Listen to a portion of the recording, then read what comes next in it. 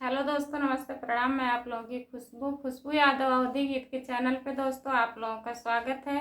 आप लोगों के बीच में मैं एक प्यारा सा नाच गीत सुनाने जा रही हूँ। चुटकुला नाच गीत दोस्तों कैसा लगेगा कमेंट में बताना और हमें सपोर्ट करना। साइकिल के टूटल बा चयनवा हो, हाँ चयनवा हो, सखी गिरल बा सजनवा। साइकिल के टूटल बा चयनवा हो, हाँ चयनवा हो, सखी गिरल मोर सजनवा। ससुरे में होते तो झक झुक मचावते, ससुरे में होते तो झक झुक मचावते। नैहरे में मम्मी के सरामिया हो, हाँ सरामिया हो, सखी गिरल मोर सजनवा। नैहरे में मम्मी के सरामिया हो, हाँ सरामिया हो, सखी गिरल मोर सजनवा। साइकिल के टूटल बा चयनवा हो, हाँ चयनवा हो, सखी गिरल बा सजनवा। साइकिल के टूटल बा चयनवा हो, हाँ चयनवा हो, सखी गिरल बा सजनवा।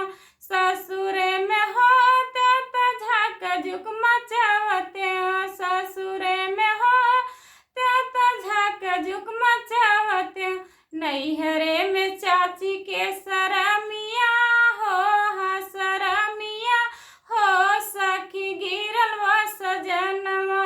नैहरे में चाची के सरामिया हो, हाँ सरामिया हो, सखी गिरल बा सजनवा।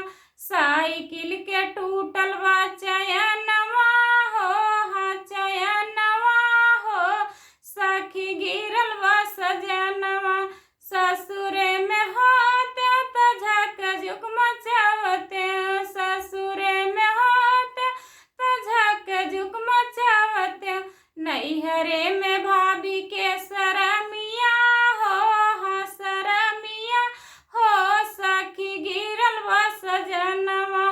नैहरे में भाभी के सरामिया हो, हाँ सरामिया हो, सखी गिरल बा सजनवा।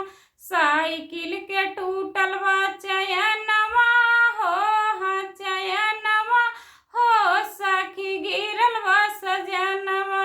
ससुरे में होते तो झक झुक मचावते, ससुरे में होते तो झक झुक मचावते। नैहरे में दीदी के सरामिया हो, हाँ सरामिया हो, सखी गिरल बा सजनवा।